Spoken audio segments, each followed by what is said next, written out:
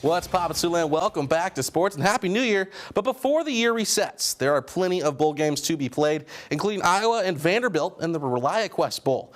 Hawkeyes looking for win number 9 on the year, taking on Diego Pavia and the Commodores.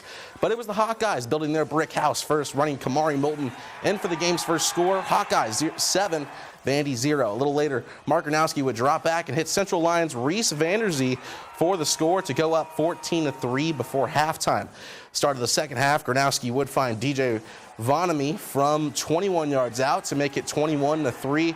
The second half, Vandy would get moving and almost lead a comeback, but it was too late. Hawkeyes would shut down the 14th-ranked Commodores and win their 4th ReliaQuest Bowl in program history, 34-27. Next up was the Huskers taking on number 15 Utah in the Las Vegas Bowl. Makai Nelson got things started early for the Huskers on a 38-yard race to the end zone for the game's first score. Good start for Big Red. Utah would answer back, but Latif would drive his team down the field, and they would score on the wide receiver sweep with Ja'Cory Barney Jr. running in from 8 yards out. Now, Utah would then take over and go on to score 38 unanswered points. Even with a rushing touchdown from Latif late in the fourth quarter, the task was too tall, and the Huskers would end their season losing to Utah 44-22. Now, a little later, the number 10 Cyclones women's basketball team, still undefeated, took on Houston for the last game of 2025. Cyclones are 2-0 against the Cougars, looking for a third win on the road. Houston had a hot start, but Audie Crooks wasn't having it. This bucket in the paint was just 2 of her 35 points on the day. But just like that, the Cyclones started building momentum to run away with it. Kinsey Hare throwing in a tray ball there, with Crooks dominating the paint and Jada Williams throwing in 16 points of her own. Iowa State outscored Houston 80-62 to move to 14-0. Lastly, a New Year's Eve ball drop, forget about it. Let's check out the New Year's Eve puck drop over in the Tyson Event Center as the Muskies take on the Tri-City Storm. Muskies debuting the brand new Black Threads, looking to party up on New Year's Eve. A little bit into the first period, Storm's a brewing, but Jack Fishthorne shuts down the shot, makes a heads-up play to block the rebound. Second shot goes astray. Game stays scoreless until Trey Jeffries finds the net for a score to get things rocking in the Tyson. 1-0 Muskies. Now, before the intermission from downtown, Ryan Poirier would fire it, and it would deflect off the stick of Luke Gary for the goal. Last check, the Muskies had taken a 5-1 lead in the third period. And that will do it for your New Year's Eve sports. What's poppin', Siouxland? Happy Friday and welcome back to sports. It's been a rough start to the offseason for the Cyclones thanks to the transfer portal. The list continues to grow, now at 49 players in the portal. 5 of them already committed to Penn State to follow Campbell. This includes starting quarterback Rocco Besch and tight end Benjamin Bramer. At the moment, the only player they have committed from the transfer portal is long snapper Caleb Schmidt. Otherwise, they have 13 hard commits out of high school and 7 players who have signed a letter of intent. And it's estimated that they only have about 16 players returning from 2025. So we will keep you updated on the Cyclone status as the offseason progresses. We had a little bit of Friday night action on the court tonight across Siouxland, some just down the road at SBL as the Warriors hosted number 9 Spirit Lake. Warriors looking to break even with the 4th win. Indians looking for their 5th straight. Tied at 35 coming out of the halftime. SBL would draw first blood after a nice bounce pass that'd be dropped in by Stella Britton. But Spirit Lake wasn't going down easy. Hayden Coleman all over the court all game, sinks one deep for 3. A little later, SBL on the drive, but it's stolen, and they get it back to Coleman down court, who gets the easy bucket under the net. As Spirit Lake would pull away in the fourth quarter to go on and win 62-47. Shortly after the boys took the court, SBL looking for win number 5. Spirit Lake still on the hunt for their first. Warriors begin on a 12-point run. 3 of those points from A.J. Vandershaft right outside the arc right here. Spirit Lake falling behind. Bennett Stecker prevents more points with the block. This one was all SBL. Kylan Vandershaft and Dylan Jansen both scored 17 in the domination over the Indians, winning 85-43. Now, on the college side of things, number 13 Nebraska just wrapped up their big game against number 9 Michigan State. The Huskers pulled off the upset to win 58-56. They stay undefeated, now moving to 13-0. They look to take on Ohio State Monday, January 5th at 5:30 p.m. Meanwhile, the number 3 Cyclones hosted the Mountaineers from West Virginia. This game also just wrapped up with the Cyclones taking a dominating dub, 80-59. They now wait until next Wednesday, the 7th, to take a trip to Baylor. Now, the 2026 Olympics are almost here, and Team USA released its roster for the men's hockey team, which included former Musketeer Jake Gensel. 2013 USHL Rookie of the Year is coming off a career-high 41-goal season with the Tampa Bay Lightning. The last time he represented the U.S. was in last year's Four Nations face-off, where in 4 games he scored 3 times and snagged an assist. You can catch Gensel and the rest of Team USA in the opening ceremony on February 6th for the Milano Cortina 2026 Winter Olympic Games. What is poppin', Siouxland? Hope you had a wonderful Saturday. We got a good slate of basketball tonight, starting in Yankton as Mount Marty hosted Morningside. The Lancers won the women's bout. Men took the court after, both looking for win number 4. Mustangs strike first, moving the rock around until right before the shot clock expired. Caden Van Regenmorter pulls up to shoot the 3 to get things going for the Stangs. Few possessions later, Lancers lose a pass. M-side recovers it, gets it down to Daniel Brockisle, and he's going to sink this one with ice in his veins from beyond the arc. Boom, cashed after 3. Lancers finally get on the board with Jackson Edmond on a nice little move here. Drops it in for 2, but this one would belong to the Mustangs. Morningside scores 50 in the first half and wins 86-63. Meanwhile, in Sioux Falls, Augustana welcomed Wayne State. Late in the first half, Vikings trail by 1. Tamron Ferguson drives the lane and finishes at the cup. It's 40-39.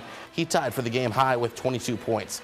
Now, closing seconds of the first, Wildcats swing it back to Matt Knoll, who drains the 3 ball. It's a 1-point game heading into the locker room. And after the break, a huge works into the corner, and it's easy money for Sam Reinsel. He also notched 22 on the afternoon. Vikes go up by 2. This one stayed tight throughout as Wayne State comes away with a 76-73 win over Augustana. The 2 women's teams met right after at the Elman Center. Middle of the first, Vikings' Isabella Santa catches it at the elbow, shows off the nifty footwork as she takes it down the lane and scores it. We're even at 7. A minute later, Augie's Ada Hanna puts her head down and weaves her way all the way to the cup for the tough bucket. And on the other end, the Wildcats' Rachel Dalen. She's going to pass it out of the double team to a cutting Kelsey Williams up for the layup. Wayne State leads 15-9, but it was Augustana comes back to win it over the Wildcats 74-68. Lastly, at the high school level, Westwood girls hosted East Sac County for some Saturday night hoops. Rebels with a huge lead in the second half. Rimsey Johnson would wrap all the way around and score on the drive-by layup for Westwood. Already way behind, East Sac County trying to finish strong, get the ball to Scotty Elkhorn, and she drops it into the basket. This game was all Rebels as they won 58-38. Now, out in New Jersey, the Creighton men's team took on Seton Hall. Jays looking for win number 10. Halfway through the first, Nick Graves with the flashy moves on the layup to extend the lead. A few minutes later, Rockets pass around and is put up for 3 by Josh Dix as the Jays try to create separation. Dix, 10 rebounds, 6 assists, and 12 points on the day. This one would go to the end as Seton Hall takes a late lead and beats Creighton 56-54. Meanwhile, back home, the women's team defended the nest against Butler. Little into the first quarter, ball gets tossed over to Nora Gesert, who pulls up for the tray ball. Boom, count it. Creighton cutting into that deficit. A little later, Creighton falling behind, but nice work from inside the paint here. Grace Buffelli scores 2 of her 16 points on the day. Creighton woke up in the second quarter and never looked back, beating the Bulldogs 67-59. Now over in Lincoln, the number 20 Lady Huskers hosted Purdue. By the way, I think Taylor left out that it was raining threes down there. This one dumped to Britt Prince, who shoots from outside. Call it, that's a 3. Nebraska takes a lead. This game was like the Oprah Winfrey Show. You get a 3. You get 3 in a Maya Hargrove, you get a 3. Huskers take off and beat the Boilermakers 78-62. Prince with 17 points on the day. Welcome back to sports. Big news for Husker fans. Big Red landed a big name in the transfer portal at quarterback. Meet Kenny Minchey. He a 4-star recruit and the 14th nationally ranked quarterback from the class of 2023. God, these kids are getting younger and younger. He lost a tight battle for the starting job last season at Notre Dame to C.J. Carr. He got in a few times over the season, going 20 for 26 with 197 yards, no touchdowns, but he did get one on the ground along with 84 more yards. Minchey spent 3 seasons with the Irish and still has 2 seasons of eligibility left to spend with the Huskers. Now, the final week of the regular season is wrapping up in the NFL, shaping up the playoff picture and draft order. One team that has punched their ticket to the postseason is the Packers, who took on the Vikings earlier today. Vikings already eliminated Packers, stamped for that 7th seed in the NFC playoff picture. Not a lot going on in the first half, but this happened. Eric Wilson tries to change direction and then ends up just losing about 20 yards. Vikings chase him down to about the 3-yard line. That would give Minnesota the ball, though, and score the game's only touchdown with longtime Viking fullback C.J. Ham. The Vikes honored Ham and safety Harrison Smith throughout the game for their long careers with the team, as they likely both will retire after the season. Vikings win their last regular season game 16-3. Now in Denver, the Broncos, already holding that #1 seed, take on the Chargers. Late first quarter, Trey Lance drops back and his pass would be tipped up, intercepted by Jaquan McMillan, who would fire off, take it back 45 yards for the pick six and the game's only touchdown. Lance struggled against the Bronco defense, being sacked 4 times, including that strip sack. Broncos hand the Chargers a 19-3 loss. In Chicago, the Bears hosted the Lions. Bears already with the 2 spot. This one low scoring until the second quarter, when Goff would hit Jahmyr Gibbs out of the backfield to give Detroit a 16-0 lead. Chicago would not score until the fourth quarter, when Williams would hit Jahdae Walker for a touchdown. Then a few possessions later, they would tie it at 16 after a pass to Colston Loveland. But it would be the Bears winning this one 19-16. The Lions won this one 19-16 after a field goal by Jake Bates. In Vegas, the Raiders host the Chiefs, both teams not making the playoffs and without a starting quarterback. This one, a field day for both defenses. 4 total turnovers, a safety for the Raiders, and 11 sacks between the two teams. Late game, Chiefs go up by 1 on a field goal with just a minute to go. Kansas City thinking it's over, but not if Daniel Carlson has anything to say about it. 60 yards out, nails the game winner, giving the Raiders a 14-12 win. They also earned the first overall draft pick after the Giants win yesterday. Muskies forward Luke Gary was dubbed the USHL Forward of the Week after his impressive performance in Sioux City's last few games. Gary led the USHL with 9 points on 4 goals and 5 assists in a 3-game stretch. In the 2 games against the U.S. Hockey National Team Development Program, the forward had 2 goals and 4 assists, giving him a 3-game streak of scoring at least a goal and a point. Gary and the Muskies return home this weekend to host the Chicago Steel. Now, the NFL regular season has wrapped up, which means the playoff picture is set this year with 2 Siouxland natives seeing postseason action. First is Panthers linebacker Christian Roseboom, a former Sioux Center Warrior. Roseboom helped his team to the postseason with his best year yet, on 119 tackles, 2 sacks, and forcing 2 turnovers. Roseboom won a Super Bowl in 2022 with the Rams. Now, the other is Eagles corner Cooper DeJean, coming off a Super Bowl win last season. The OABCIG alum had 93 tackles, 2 interceptions, and batted down 16 passes. But let's take a look at that playoff picture. First, you have the Seahawks locking down that first seed, getting the first round bye. Then you have the Rams and the Panthers, 4th and 5th seed. Packers are heading to Chicago to take on the Bears. The 49ers, it's a batted down team, but they're playing the Eagles. Now, I made some predictions here.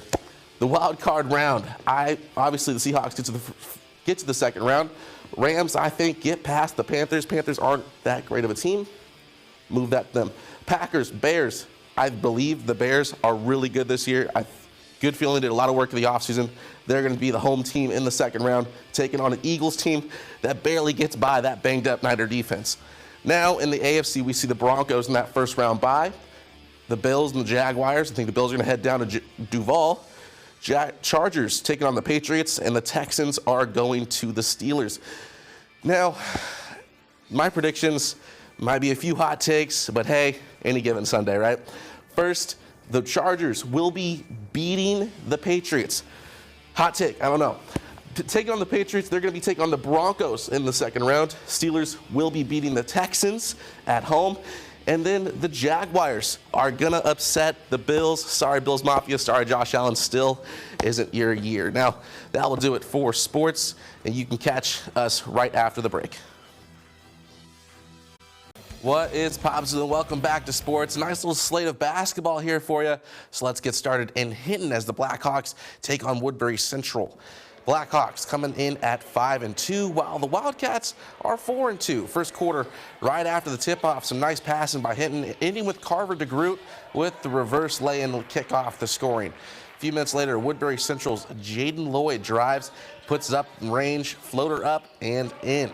Blackhawks respond as Logan Kimpima connects from deep for the 3. Hinton would take an 18-6 lead after the first, and they would continue dominating to win 74-47. Now at the college level, Briarcliff headed up north to take on Sioux Falls. Opening minutes, Will Luger comes up with the steal for the Chargers and finishes with the dunk at the other end. It's a 1-point game. A little later, Chargers knocking on the door again. Jaden Huygens with the rock, little move to the right and hooks it up. But Sioux Falls would find a late lead and hold on to win 81-75. Next up, the Ohio State University hosting the number 10 Huskers. Burke Boyentinsel slamming it down there to extend that lead. Move to the second half. Nice lead for the Huskers, and Braden Frager gets it, drives, gets the Patrick Mahomes shot off, plus the and one. Ohio State started catching up, but Jamarcus Lawrence says, nuh-uh, a little behind the back layup there. Huskers go on to win this one 72-69 and stay undefeated at 15-0. Finally, the 14th ranked Hawkeyes women's team headed to Northwestern. Hawkeyes kept traffic moving in the paint. Ava Hayden here on the drop in, take back a lead. A little later, Hawkeyes snag the rebound, get the ball to Taylor Strimlow, bringing it coast to coast and lays it up to keep things going. Iowa would pull away and win 67-58. Now, the playoff picture for the NFL has set, and ahead of wildcard weekend, you can catch the Steelers and Texans wildcard game right here on ABC and ESPN next Monday after the 6 p.m. We'll be here doing polls on social media throughout the week, so let us know your prediction of that game and the Bears and Packers. Then we'll announce Siouxland's pick on Friday at 6 p.m. As I previously reported on Sunday, Nebraska landed a big name at quarterback in the transfer portal, Kenny Minchey. Well, only a day later, Minchey decided to flip and will now head to Kentucky instead, leaving Big Red in search of Raiola's replacement. Once again, we'll keep you updated right here on KCU for any moves by the Huskers. Now, on the professional gridiron, the Bears prepare to take on the Packers in the wild card round of the NFL playoffs. Chicago is making their first return to the playoffs since 2020 and are on the hunt for their first win since 2011. They also hold the 2 seed, which is the first time they've been a top 2 team since 2006. Team looks to keep this success going this weekend against the Packers. Extremely excited, extremely motivated for this week. I just got a workout in. I feel good. I'm motivated. My energy is up right now. Because at the end of the day, obviously, we had a really good season, division wins, all that other stuff. But everything is 0-0 now. Even the playoff stats reset. You know what I'm saying? So at the end of the day, man, we have a great opportunity to go on a run. And it's all about putting the best things that we can do as far as film study, recovery, everything. And just coming in with a great attitude. Because at the end of the day, we have a special opportunity in front of us, and it starts with Green Bay as well. Now, the Packers finished second in the North behind the Bears and snagged the 7th seed. This week, head coach Matt LaFleur said they will mainly do jog-throughs after taking some advice from their medical team ahead of this matchup. On our Sports Zone socials, we will be holding pick-em polls for the game and the Steelers-Texans game. That'll air Monday right here on ABC and ESPN. Then reveal Siouxland's picks Friday at 6. Finally, tonight we will have some basketball highlights at 10. But before that, let's take a look at some of the newest IHSAA rankings for boys basketball. We don't have any ranked Siouxland schools in the top 10 of 4A, but 3A. Storm Lake is sitting at number 4 and undefeated at 6-0. They take on Newell Fonda tonight on the road. In 2A, Unity Christian tops the pack at 8-0. They host the Sioux Center Warriors tonight. Then at number 4 is Western Christian hosting 1A 5th-ranked Boynton Hull tonight. And finally, Cherokee slips into the top 10 at number 8, who plays Central Lyon on Thursday. Lastly, in 1A, MMCRU rounding out top 3 at 7-0. Royals host Trinity Christian tonight. Then you got Boynton Hull, like I said, holding down that 5 spot, taking on Western Christian tonight. Definitely some big games to look forward to. That will do it for sports. KCAU 9 Sports. What's poppin', Siouxland? Welcome to sports. A little bit of high school athletics action tonight, starting with the Siouxland Christian girls hosting Tri-County Northeast. Eagles looking for win number 3 with their young squad. Wolfpack on a 2-game skid. Earlier in the 4th, inbound pass will get pushed around and directed to Valencia Sanchez. She'd take it and drive, put her shot in. Not long after, Sanchez would get the rock again, sink it from the corner for 3. Later, Wolfpack trying to move down the court, but the pass is intercepted by Kendall Kokok, and she takes it all the way home. Another cookie in the cookie jar for the Eagles' lead scorer. Siouxland Christian sends the Wolfpack packing with a 39-19 win. Immediately after, the boys took the court. Both teams looking to beef up their lackluster win column.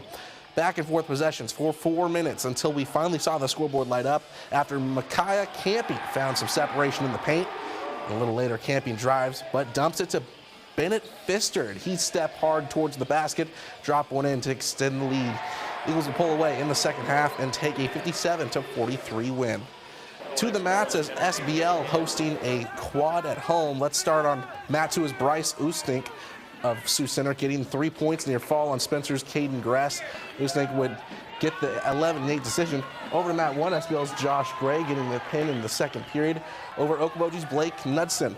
Now to 138, Okoboji's Braxton Harris returning the shoulders and getting the third period fall over Kyler Tyndall for 6.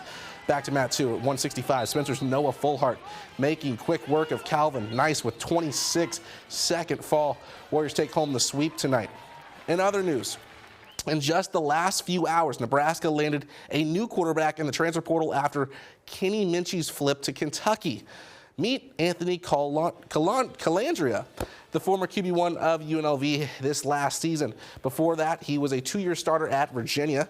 Calandria earned himself the 2025 Mountain West Player of the Year honors with almost 3,500 yards through the air and 23 touchdowns, while also rushing for 650 on the ground and 10 touchdowns. Huskers got themselves a dual-threat quarterback and hopefully someone Matt Rule can build around. We'll be right back after the break.